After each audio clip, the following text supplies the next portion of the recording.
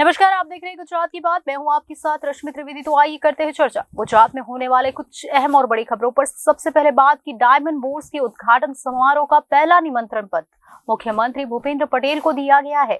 वही आगे आज चर्चा होगी कि सूरत विधायक का गृह मंत्री को निवेदन। टोल नाका के पास सूरतियों को पुलिस कर रही है परेशान, इस विषय पर है ये पत्र। आगे चर्चा होगी कि धांगध्रा में 10 दुकानों में लगी भीषण आग, 6 नगर पालिकाओं से बुलाना पड़ा फायर फाइटर्स को। तो आगे बात होगी कि आवारा मवेशियों के मामले में सरकार ने नगर निगमों की कार्यप्रणाली पर हाईकोर्ट में दाखिल किया हलफनामा, सुनवाई है कल। आज चर्चा होगी कि गुजरात विश्वविद्यालय में प्रबंधन बोर्ड और कार्यकारी परिषद का गठन किया गया।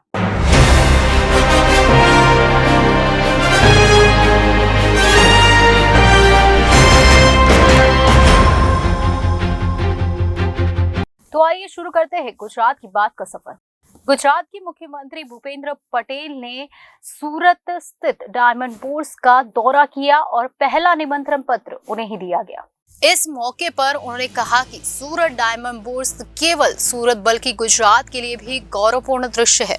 मुख्यमंत्री भूपेंद्र पटेल ने सूरत डायमंड बोर्स के निर्माण और इसकी प्रबंधन प्रणाली की सराहना की। इस मौके पर मौजूद केंद्र और राज्य सरकार के स्थानीय अधिकारियों ने भी सूरत डायमंड बोर्स की भव्यता की सराहना की। इस अवसर पर सूरत डायमंड बोर्स की प्रबंध समिति ने 17 दिसंबर 2023 को देश के प्रधानमंत्री नरेंद्र मोदी द्वारा आयोजित सूरत डायमंड बोर्स के उद्घाटन समारोह के लिए पहला निमंत्रण पत्र राज्य के मुख्यमंत्री भूपेंद्र पटेल को दिया। विधायक कुमार कनानी ने गृह मंत्री हर्ष संघवी को पत्र लिखा है। ये पत्र किस संबंध में है कि टोल नाका के बाद सूरत पासिंग के कार मालिकों को पुलिस द्वारा परेशान किया जा रहा है और स्थानीय लोगों की ओर से विधायक ने ये पत्र गृह मंत्री को दिया है। विधायक कुमार कनानी ने गृह मंत्री हर्ष संघवी को पत्र लिखा।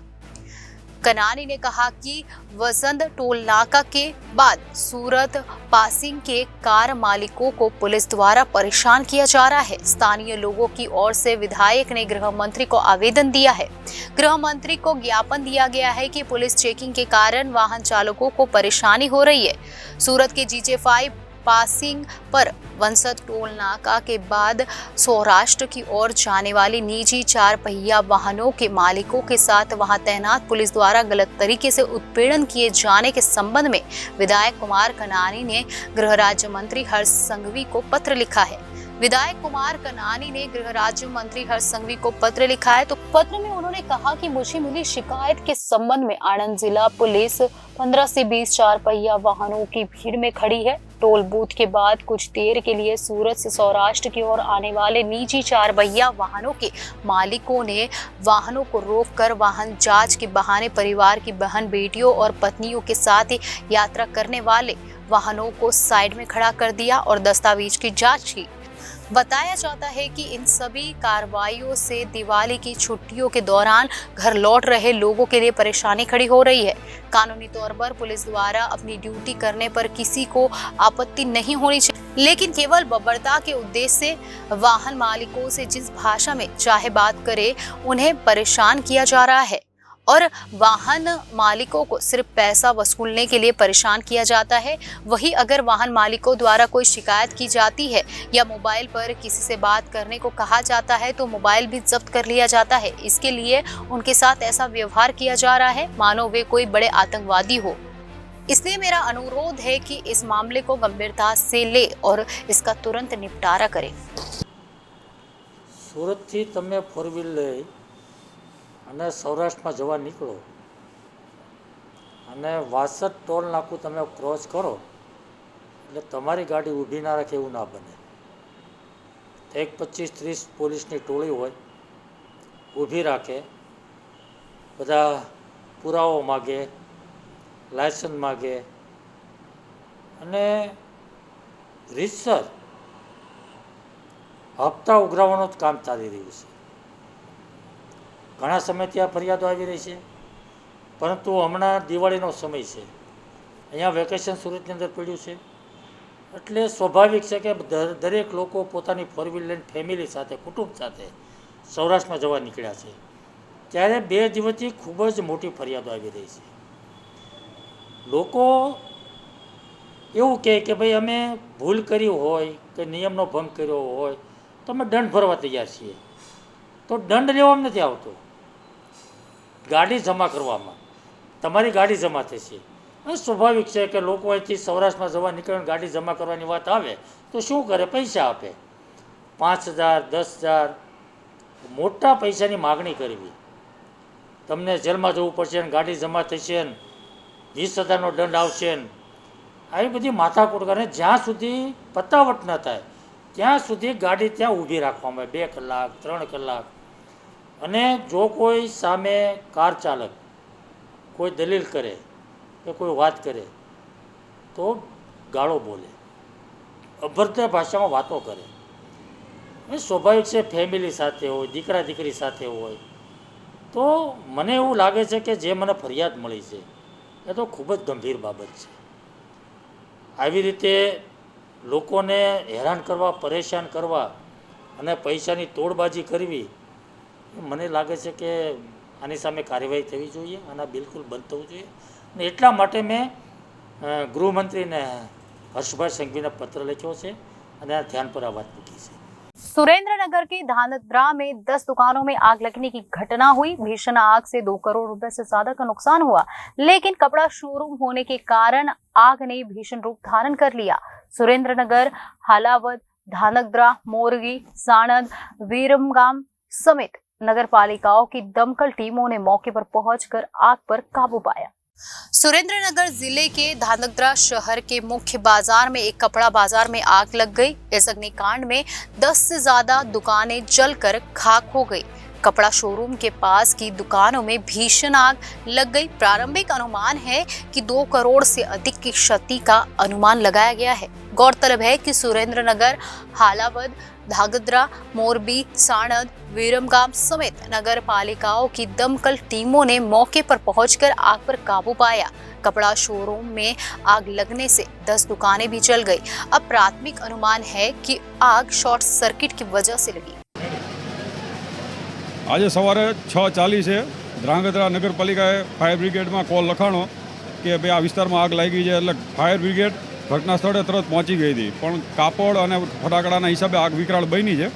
માનનીય આઈ કે જાડેજા સાહેબે આજ આજુબાજુના વિસ્તારમાં હળવદ છે, સાણંદ છે, તમામ જગ્યાએ એમને ફોન કરીને બધાને અહીં મોકલા છે અત્યારે સુરેન્દ્રનગરને બધેથી. અને ખાસ કે આર્મીનો તમામ જવાનો અત્યારે ખડે પગે છે અને 50% જેવી આગ કાબૂમાં આવી છે.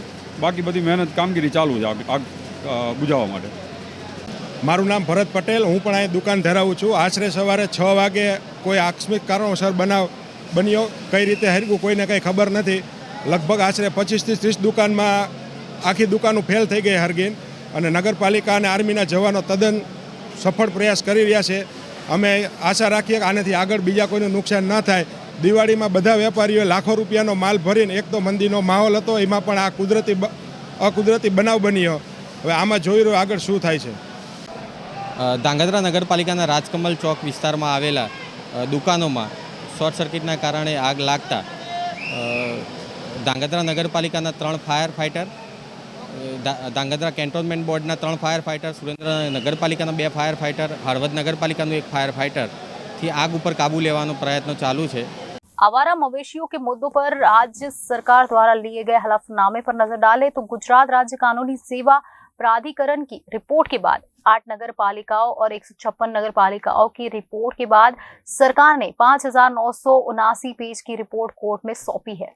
अहमदाबाद शहर सहित राज्य भर में जर्जर सड़कों, आवारा मवेशियों और अवैध पार्किंग के मामले में गुजरात उच्च न्यायालय के फैसले के बाद सिस्टम हरकत में आ गया है। जरूरी बैठकों के बाद सख्त कार्रवाई के आदेश दिए गए। फिर सरकार की ओर से पिछले 2 महीने में किए गए कामों को गुजरात हाई कोर्ट में पेश किया गया है। पिछली सुनवाई के दौरान गुजरात हाई कोर्ट ने अहमदाबाद नगर निगम और राज्य सरकार को 10 दिन का समय दिया था, जिसके बाद 8 महानगर पालिकाओं और नगर पालिकाओं में किए गए काम की विस्तृत रिपोर्ट कोर्ट के रिकॉर्ड पर रखी गई, जिसमें कोर्ट को 27 अक्टूबर से 5 नवंबर तक राज्यव्यापी ऑपरेशन की जानकारी दी गई। आवारा मवेशियों के मुद्दे पर राज्य सरकार द्वारा लिए गए हलफनामे पर नजर डालें तो गुजरात राज्य कानूनी सेवा प्राधिकरण की रिपोर्ट के बाद 8 नगर महापालिकाओं और 156 नगर पालिकाओं की रिपोर्ट के बाद सरकार ने 5,979 पेज की रिपोर्ट कोर्ट को सौंपी है। न्यायालय में प्रस्तुत कर दिया गया है कि जिसमें 27 अगस्त से 5 नवंबर तक किए गए काम को दर्शाया गया है। महत्वपूर्ण बात यह है कि एएमसी की ओर से कल गुजरात हाई कोर्ट में कार्रवाई रिपोर्ट दाखिल की गई, जिसमें रिपोर्ट को पिछले 2 महीने में पकड़े गए 4,671 आवारा मवेशियों और 34 लाख रुपए से ज्यादा का जुर्माना वसूल जाने की जानकारी दी गई। इसके अलावा 198 एफआईआर भी दर्ज हो गई। 3,892 मवेशियों की RFID टैगिंग कार्रवाई की भी सूचना मिली। बिस्मर रोड के मामले में बताया गया कि पिछले 2 महीनों से 7 जोन और सड़क परियोजना पुलों के लिए 29,390 मैट्रिक टन से अधिक हॉट मिक्स का उपयोग किया गया है। राज्य के 11 विश्वविद्यालयों में कॉमन एक्ट लागू होने के बाद तय समय सीमा के अंदर प्राधिकार का गठन करने का निर्देश दिया गया। गुजरात विश्वविद्यालय ने सोमवार को प्रबंधन बोर्ड के 11 सदस्यों और कार्यकारी परिषद के सदस्यों का गठन किया। प्रबंधन बोर्ड के 17 सदस्यों में से 6 सदस्यों के नाम की घोषणा अभी नहीं की गई है। गुजरात के 11 सरकारी विश्वविद्यालयों में 9 अक्टूबर से पब्लिक यूनिवर्सिटी एक्ट लागू हो गया है। नए अधिनियम के अनुसार प्रबंधन बोर्ड के सदस्यों की नियुक्ति की जानी थी। इसकी शुरुआत गुजराती विश्वविद्यालय द्वारा नियुक्ति पहले प्रबंधन बोर्ड और कार्यकारी सदस्य द्वारा की गई। दोनों समितियों में समुचित योग्य सदस्यों के अभाव के कारण कुछ सदस्य पद रिक्त रह गए। राज्य के 11 विश्वविद्यालय में कॉमन एक्ट लागू होने के बाद से तय समय सीमा के अंदर प्राधिकार का गठन करने का निर्देश हीरा को दिया गया। गुजरात विश्वविद्यालय ने सोमवार को प्रबंधन बोर्ड के 11 सदस्यों और कार्यकारी परिषद के सदस्यों का गठन किया। प्रबंधन बोर्ड के 17 सदस्यों में से 6 नामों की घोषणा अभी तक नहीं की गई है। कार्यकारी परिषद के 22 सदस्यों में से 11 सदस्यों के नामों की घोषणा कर दी गई है। बाकी 11 सदस्यों में से 4 सदस्यों के नाम राज्य सरकार की ओर से आएंगे। इसके अलावा NAAC मान्यता प्राप्त कॉलेज की कमी के कारण कुछ सदस्यों के नाम का खुलासा नहीं किया जा सका। प्रबंधन बोर्ड और कार्यकारी परिषद में 11 नामों की घोषणा की गई है, जिनमें से दोनों समितियों में 5-5 महिलाओं की जगह दी गई है और चर्चा है कि महिला चांसलर होने के कारण महिलाओं को प्राथमिकता दी गई है। दोनों बोर्ड में VC निर्जा शामिल है।